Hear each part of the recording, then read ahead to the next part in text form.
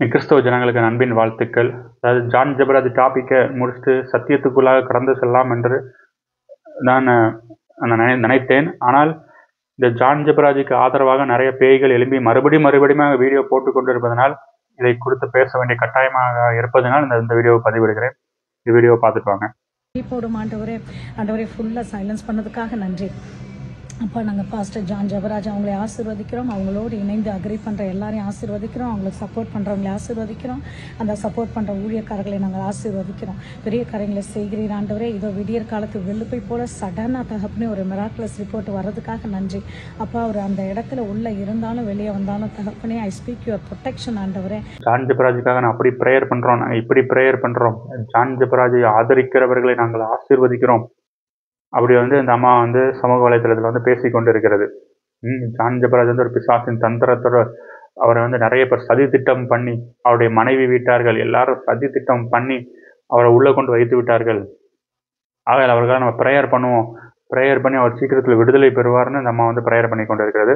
இந்த அம்மா யாருனே ஒரு தீர்க்கதரிசனம் வேறு சொல்லிச்சு, ஏப்ரல் 23 அவர் விடுதலை ஆயிடுவார்னு. இது எனக்கு கடவுள் காட்டுகிறாருன்னு சொல்லிச்சு. ஆனால் அது இது வரைக்கும் நடக்கலை. அப்படின்னா இதில் விசுவாசிகளை நீங்கள் தெளிவாக புரிஞ்சு கொள்ள வேண்டும். இப்போது தான் நமக்கு நிறைய உண்மைகள் வெளியே வருகின்றது. அதாவது என்ன உண்மை என்றால், அதாவது கிறிஸ்தவ வேடம் தெரிந்து கொண்டு நிறைய பிசாசுகள் உள்ளே இருந்து கொண்டு இருக்கிறதுங்கிறது நமக்கு இப்போதான் எல்லாருக்கும் புரிய வருகிறது. அப்படின்னா ஒவ்வொரு கிறிஸ்தவராகிய நாமளும் எவ்வளோ ஜாக்கிரதையாக இருக்க வேண்டும் என்பதை நீங்கள் அறிந்து கொள்ள வேண்டும். அப்படின்னா இவங்க யாருமே கிறிஸ்தவர்களே கிடையாது என்பது நமக்கு இப்போதான் புரிகிறது. ஏனென்றால் ஜான் ஜெபராஜை ஒரு பாஸ்டர் என்று இவர்கள் கூறுகிறார்கள். பாஸ்டருக்கு ஏதாவது ஒரு தகுதி ஜான் ஜெபராஜுக்கு இருக்குதா? கிடையாது. அப்படி இல்லாத ஒருத்தனுக்காக இவர்கள் எழும்பி வருகிறது நிமித்தமாக இப்போ நமக்கு திட்டமும் தெளிவாக தெரிகிறது. பேய்கள் ஃபுல்லாக கிறிஸ்தவத்தை ஆட்கொண்டு இருக்கிறது என்பதை ஒவ்வொரு விசுவாசிகளும் புரிந்து கொண்டு நீங்கள் வஞ்சிக்கப்படாதபடிக்கு நீங்கள் ரொம்பவும் ஜாக்கிரதையாக இருக்க வேண்டும் என்பதற்காக தான் கிறிஸ்து எங்களை போன்றவர்களை ஏவி சமூக வலைத்தளத்தில் பேச வைத்து கொண்டிருக்கிறார். அப்படின்னா இதில் நமக்கு தெளிவாக புரிஞ்சுக்கொள்ளுங்க. எல்லாருமே கிறிஸ்தவ மதத்துக்குள் வருவதற்கு மேஜரான காரணம் பணம் சம்பாதிக்க. ஈஸியானது. ஒரு வீடியோ போட்டுட்டு ஆசீர்வதிப்பேன் அப்படி ஜான் ஜெபராஜுக்கு ஆதரவாக பேசிட்டான் உடனே அது நிமித்தம் வருமானம்.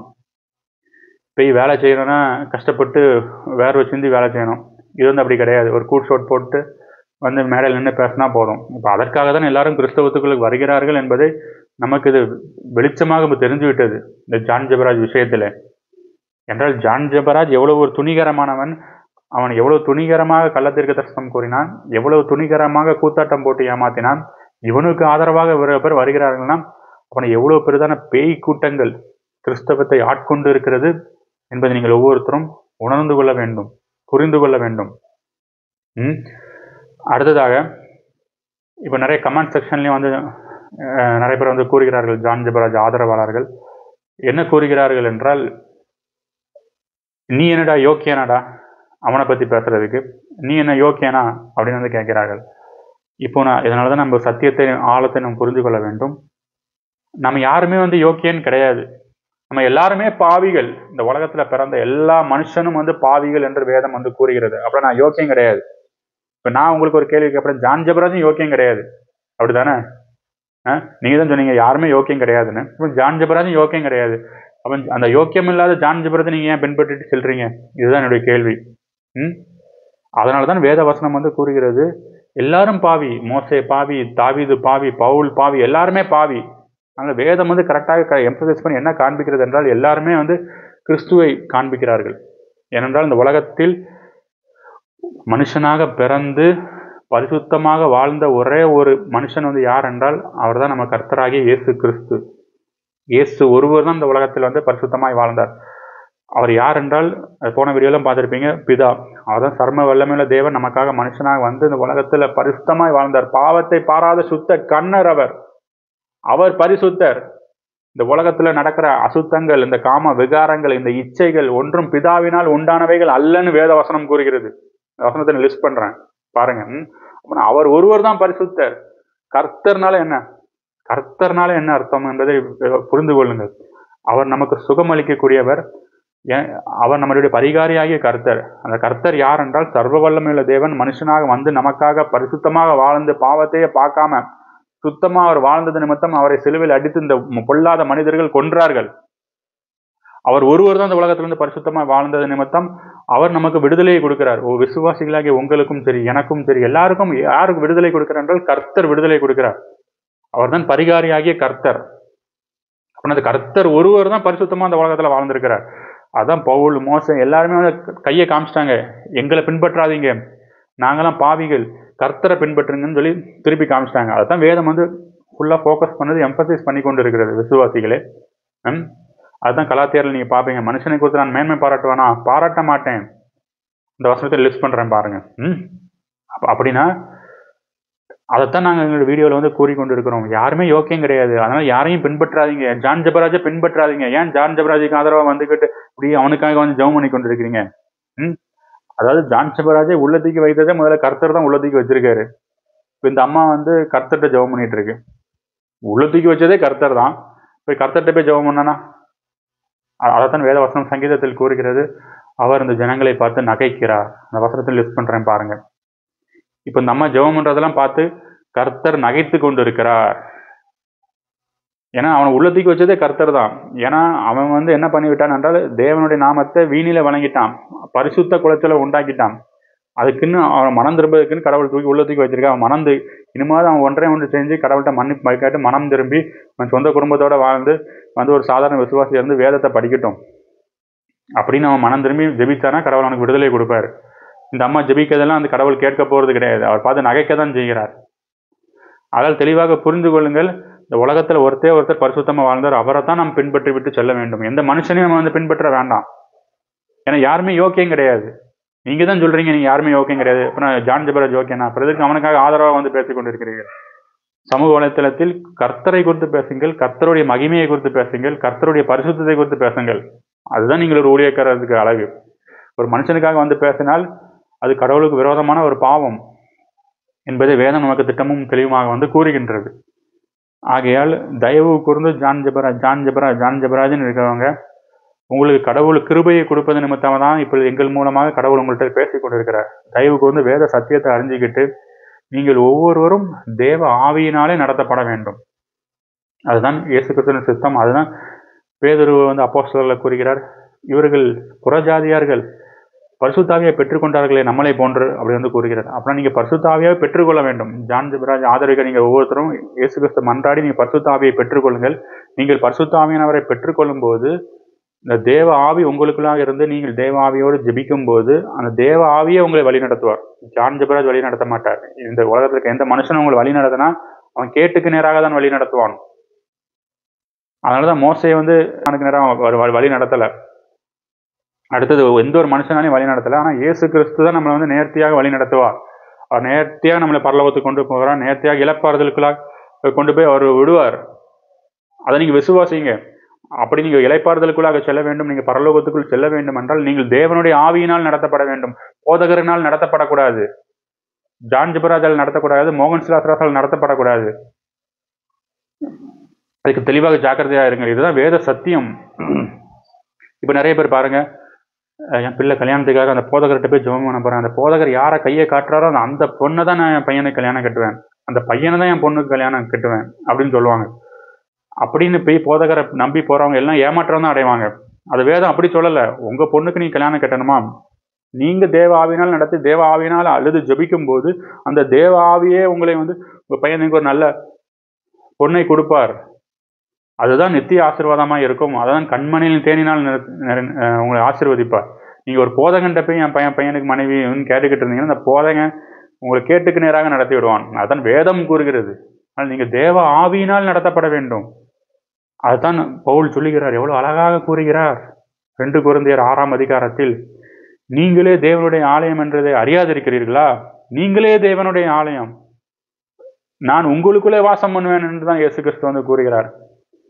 அப்படின்னா ஒன்று மட்டும் தெளிவாக விசுவாசிகளை புரிஞ்சு கொள்ளுங்கள், இயேசு கிறிஸ்து எப்பொழுது நீங்களே தேவனுடைய ஆலயம், நான் உங்களுக்குள்ளே வாசம் பண்ணுவேன்னு சொல்லும்போது சொல்லிட்டாருன்னா அதுக்கப்புறம் இந்த கட்டடங்கள்லாம் அவருடைய ஆலயமே கிடையாது, அதெல்லாம் இடிச்சு போட்டு விட்டார். அவர் சொன்னதுன்னா சொன்னதுதான், அவர் சொல்ல ஆகும், அவர் கட்டளையிட நிற்கும். நீங்க ஆலயம்னா அதுக்கப்புறம் நீங்க தான் ஆலயம்.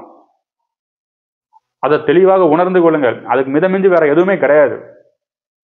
அப்படின்னா நீங்களே ஒரு ஆலயம்னு சொன்னதுக்கு அப்புறம் நம்ம அதுக்கப்புறம் வர்ற வசனங்கத்தில் எல்லாத்துலையும் எது எது ஆலயம்னு வர்றதோ அது எல்லாமே நம்மளுடைய சரீரத்தை தான் போட்டு நம்ம வேதத்தை படிக்கும்போது தான் வேதத்தின் ஆழங்களை புரிந்து கொள்ள முடியும். அதுதான் வேத வசனம் கூறுது. அவன் தெசலோனிக்கர்ல இருக்கு, 2 தெசலோனிக்கர் எடுத்து விடுங்க, வாசித்து பாருங்க. அவன் தேவனுடைய ஆலயத்தில் தேவனை போல வந்து உட்கார்ந்தான் இருக்கு. அவனை யார் தேவனை போல வந்து உட்கார்ந்தான்? பிசாசானவன் தேவனுடைய ஆலயத்தில் தேவனை போல வந்து உட்கார்ந்தான். இங்க இருக்கு, 2 தெசலோனிக்கர்ல இருக்கு. வாசித்து பாருங்க. அப்படின்னா இந்த இடத்துல லிட்டரலா நம்ம கட்டட ஆலயத்துல வந்து அவன் வந்து உட்காருவான்னு நம்ம எடுக்கக்கூடாது. ஒரு கிறிஸ்துவ விசுவாசியும் ஒரு பரிசுத்த ஆவியினால் நடத்தப்படணும், அந்த வசனத்தை அப்படி எடுக்கக்கூடாது. அந்த வசனத்தை எப்படி எடுக்க வேண்டும் என்றால், நம்ம தான் தேவனுடைய ஆலயமா இருக்கும்போது இந்த உலகத்துல இருக்கிற எல்லா மனுஷனும் அவன் தான் தேவனுடைய ஆலயம். ஒரு மாம்ச சரீரம் தான் தேவனுடைய ஆலயம்னு சொன்னதுக்கு அப்புறம் இந்த மாம்சத்துல யாரை நம்ம தேவனா வச்சிருக்கோம்? இயேசு கிறிஸ்துவ வச்சிருக்கோமா, கர்த்தரை வச்சிருக்கோமா, இல்லை ஜான் ஜெபராஜ் வச்சிருக்கோமா? அது சிந்தித்துக் கொள்ளுங்க. அதுதான் இந்த வசனம் சொல்லுது. இப்போ நிறைய பேர் வந்து சரீரத்துக்குள்ள ஜான் ஜெபராஜ் வைத்துக் கொண்டு இருக்கிறார்கள். அதுதான் இந்த வசனம் கூறுகிறது. தேவனுடைய ஆலயமாகி உங்க சரீரத்துல நீங்க அவன் பிசாசானவன் தேவனை போல வந்து உட்கார்ந்தான்.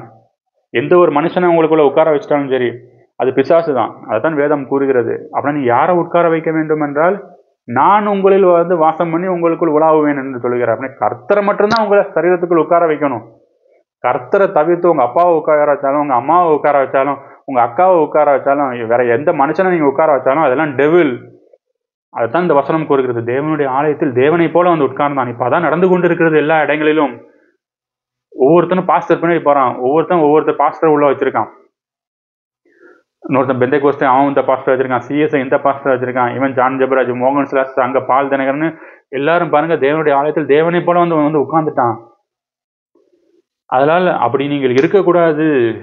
நீ உங்க சரீரத்துக்குள் கர்த்தர் வந்து உட்கார வேண்டும். அவர் தேவ ஆவியினால் அவர் உங்களை நடத்துவார். கர்த்தர் உங்களுக்குள்ள உட்காரும் போதுதான் நீங்கள் பரிசுத்தவான். நீங்க மற்ற மனுஷனை உங்களுக்குள்ளாக உட்கார வைத்தால் நீங்கள் பாவம் செய்து கொண்டு இருக்கிறீர்கள். அதான் வேத வசனம் கூறுவது, தேவ ஆவியினால் நீங்கள் நடத்தப்படுங்கள். ஆலயம் சபை. இன்னொருத்தர் கூட கமெண்ட்ல கேட்டிருந்தாரு, ஆலயம் தான் உடனே எல்லாத்தையும் இடிச்சுலாம் போடலை அப்படின்னு சொல்றாங்க. சபை கூடி வருதலை விட்டு விடாதீர்கள் வசனம் கூறுகிறது அப்படின்னு அவர் கூறுகிறார். இதை தெளிவாக நம்ம வந்து உணர்ந்து கொள்ள என்ன வேண்டும் என்றால், ஆலயத்துக்கும் சபைக்கும் ஒரு மிகப்பெரிய டிஃபரன்ஸ் இருக்கு. அந்த டிஃபரன்ஸை முதலாவது புரிந்து கொள்ள வேண்டும். அப்படின்னா ஆலயம்ங்கிறது கட்டடம், அதை அந்த சடங்காச்சாரங்கள் எல்லாத்தையும் நிராகரிச்சிட்டாரு. அப்படின்னா சபைனா என்ன அப்படிங்கிறத பார்க்கணும். சும்மா ரெண்டுத்தையும் போய் இது பண்ணக்கூடாது. ஏனென்றால் புதிய ஏற்பாடில் உங்களுக்கு எங்கேயுமே நீ ஆலயத்துக்கு போகணும்னு கடவுள் எதுவும் கட்டளை கொடுத்துருக்காரா? நீ ஆலயத்துக்கு போகலன்னா நீ பரலோக நரகத்துக்கு போயிரு அப்படின்னு கொடுத்துருக்காரா? நீ ஆலயத்துக்கு போங்கள் அப்படின்னு ஏதாவது ஒரு வசனம் புதிய ஏற்பாடில் இருக்கா? எடுத்து காலங்களை பேசுறதை விட்டுறேன். சபை கூடி வருதலை விட்டு விடாதவங்கள் தான் இருக்கு, சபையாக இருங்கள் தான் இருக்கு. அப்படின்னா சபைக்கும் ஆலயத்துக்கும் வித்தியாசம் இருக்கு. அதை தெளிவாக புரிஞ்சு கொள்ளுங்க. இல்லை நீ ஞாயிற்றுக்கிழமை கரெக்டாக சர்ச்சுக்கு போக வேண்டும் அப்படின்னு வசனம் இருக்கா? எங்கேயுமே கிடையாது. ஞாயிற்றுக்கிழமை நீ சர்ச்சுக்கு போகலன்னா உன்னை கடவுள் நரகத்துக்கு தள்ளிடுவாருன்னு வசனம் இருக்கா? கிடையாது.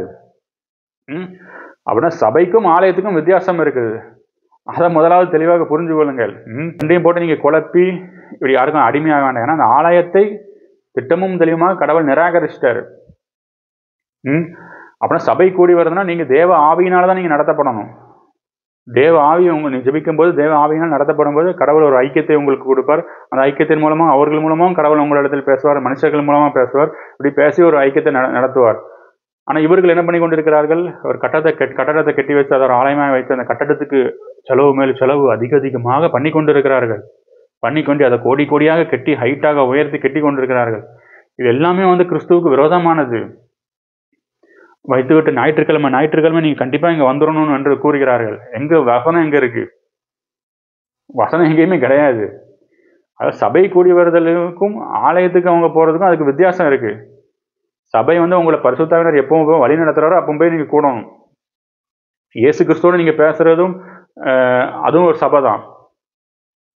இல்லை ஒரு 2 பேர் 3 பேர் என் நாமத்தில் எங்கே கூடினாலும் அது சபை தான். அதை தான் வேத வசனம் கூறுது.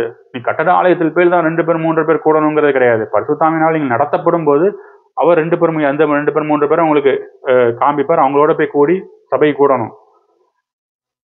அது பிறகு புதுசாக வர்ற விசுவாசிகளுக்கு நம்ம இப்போ சுவிசேஷம் சொல்லிக் கொண்டு இருக்கிறோம். அதில் ஒருத்தர் மூப்பராக இருப்பார். அதுக்கப்புறம் அந்த விசுவாசியாக இருக்க வேண்டும் என்பது சித்தம் கிடையாது. அந்த விசுவாசி அடுத்தது போதகராக ஆக வேண்டும். விசுவாசியாகவே இருக்கணும் என்று கடவுள் சித்தம் கிடையாது. ஏனென்றால் அப்போஸ்தலராகவும் சிலரை தீர்க்கதரிசிகளாகவும் தெரிந்து கொண்டார்னு வசனம் இருக்கு. எங்கேயாவது சிலரை விசுவாசிகளாகவும் தெரிந்து கொண்டார்னு வசனம் இருக்கா? கிடையாது. ஆனால் விசுவாசிக்கு ஃபர்ஸ்ட் முதல் தடவை வரும்போது அவனுக்கு சுவிசேஷத்தை சொல்லி அவன் வந்து அடுத்தது போதகராகவும் தீர்க்கதரிசியாகவும் மாற வேண்டும். ஏன்னா அவனும் தேவனுடைய ஆவியினால் நடத்தப்பட வேண்டும். அப்படின்னா அவனும் பரிசுத்த ஆவியினை பெற்றுக்கொள்ள வேண்டும். ஆனால் அவன் பரிசுத்த ஆவியினை பெற்றுக்கொள்ளும் போது அவன் தேவனுடைய ஆவியினால் நடத்தப்படுவான். உங்களால் நடத்தப்பட வேண்டிய தேவையில்லையே. அப்படின்னு இந்த போதகர்கள் அவ்வளோ பேரும் உங்களை தவறாக வழி நடத்தி கொண்டிருக்கிறார்கள். போதகர்கள் உங்களை வழி நடத்தி கொண்டிருக்கிறார்கள். யார் யார் போதகர்களாக வழி நடத்தப்படுகிறீர்களோ நீங்கள் எல்லாரும் கேட்டுக்கு செல்ல போகிறீர்கள். நீங்கள் அத்தனை பேரும் நரகத்துக்கு செல்ல போகிறீர்கள். தயவு கூர்ந்து இவர்களை விட்டு விலகி வேதத்துக்கு திரும்பி வேதத்தின் ஆழங்களையும் மகத்துவங்களையும் புரிந்து கொண்டு ஒரு அடிமைத்தன நுகத்திலிருந்து விடுதலையாகி கிறிஸ்துவுக்கு நேராக திரும்புங்கள். ஆமென்.